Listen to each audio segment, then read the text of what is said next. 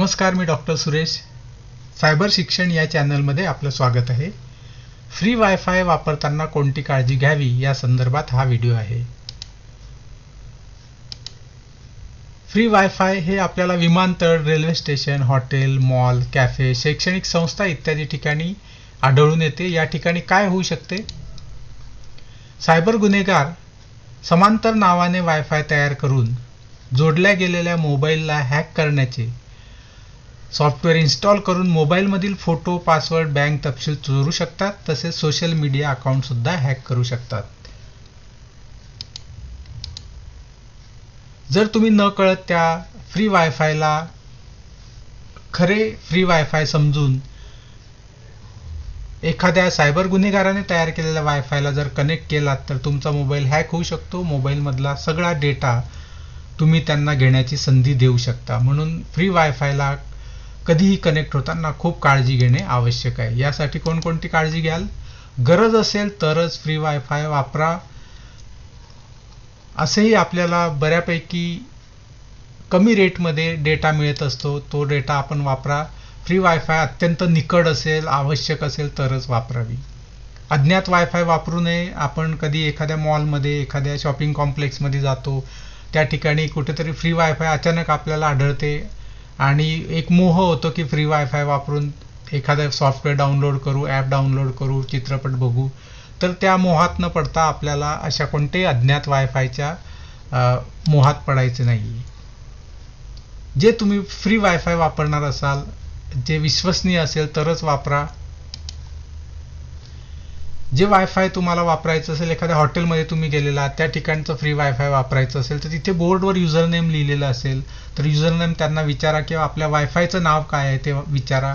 आणि त्याच्याशी मिळतं जुळतं नाही तर अत्यंत तंतोतंत असलेलं युजर नेम असलेलंच वायफाय तुम्ही वापरा. तिथे लिहिलेलं नसेल तर तेथे स्टाफला वापरा की आपल्या वायफायचं नाव काय आहे आणि त्याचं स्पेलिंग काय आहे, आणि त्यानंतरच खात्री करून आपण त्या वायफायला कनेक्ट होण्याचा प्रयत्न करा.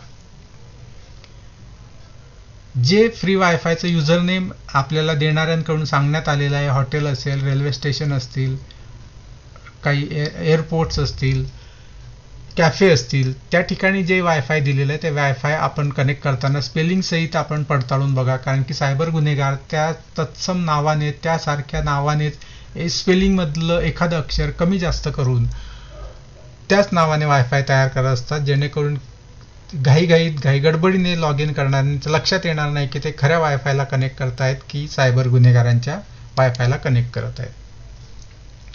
वायफायला कनेक्ट होत असताना जो OTP येईल, जो SMS येईल, तो SMS पूर्ण वाचा. त्यातून तुमच्या लक्षात येईल की तो OTP कशासाठी आलेला आहे.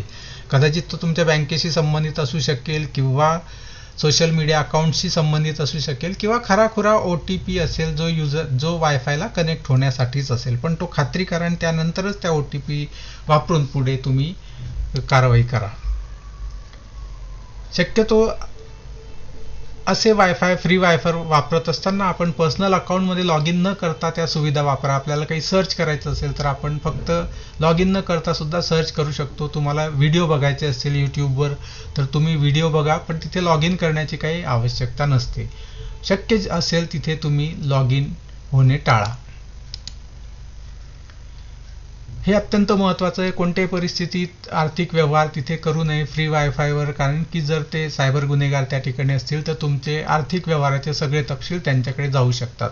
अत्यंत निकड आहे. आता कोणताही मार्ग उपलब्ध नाही, काहीही पर्याय नाही. फक्त त्याच परिस्थितीमध्ये फ्री वायफायवर आर्थिक व्यवहार करावे, अन्यथा ते 100% टाळावेत. खाजगी व गोपनीय माहिती आपण शेअर करू नये याचा अर्थ आपण व्हॉट्सअप वापरत असू, फेसबुक वापरत असू किंवा आणखी कोणतं सोशल मीडिया वापरत असू तर ते सुद्धा आपण या फ्री वायफायवरून वापरू नये. कारण की जर ते हॅक झालेलं असेल तर आपण जी माहिती, जे खाजगी फोटो, जी गोपनीय माहिती आपण देणार असू ती सुद्धा त्यांच्यापर्यंत जाऊ शकते. मग कार्यालयाशी संबंधित ईमेल पाठवणार असू, काही आपल्या ऑफिसशी रिलेटेड काही गोपनीय माहिती असेल, कार्यालयाची माहिती असेल तर ती माहिती सुद्धा आपण शक्य असेल तर शेअर करू नये. अन्यथा जर ते आपला मोबाईल हॅक झालेला असेल तर ती सर्व माहिती त्या सायबर गुन्हेगारांकडे सुद्धा जाऊ शकते. आपण जे अकाउंट वापरलेले असतील त्या सगळ्या अकाउंटमधनं आपण लॉग इन केलेलं असेल तर लॉग आउट करणं केल्याची खात्री तुम्ही नक्की करा. कुठेही तुम्ही पासवर्ड किंवा OTP असेल, SMS का कोणताही मेसेज असतो तो सेव्ह करू नका, कारण की हे नंतर कधीही तुमच्या विरुद्ध वापरले जाऊ शकतात.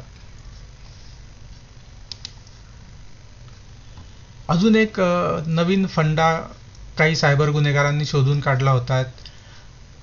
चार्जिंग पॉईंटमध्ये सुद्धा जिथे आपण एक USB केबल लावून किंवा मिनी USB लावून आपण चार्ज करत असतो, त्या ठिकाणी चार्जिंग पॉईंटच्या माध्यमातून सुद्धा तिथे असे सॉफ्टवेअर लावलेले असू शकतात की आपण चार्जिंग म्हणून कनेक्ट केल्यानंतर तो एका दुसऱ्या डिव्हाइसला कनेक्ट होतो आणि त्या केबलमधून अन्य मार्गांनी आपल्या मोबाईलमधील सगळी माहिती त्या दुसऱ्या डिव्हाइसमध्ये जाऊ शकते.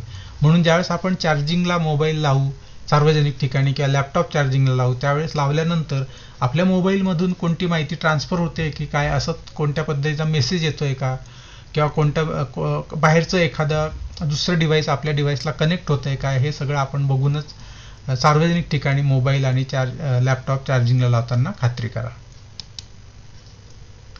सुजाण बना, सुरक्षित बना आणि सायबर शिक्षण हे चॅनल सबस्क्राईब करा. व्हिडिओ पूर्ण पाहिल्याबद्दल खूप खूप धन्यवाद.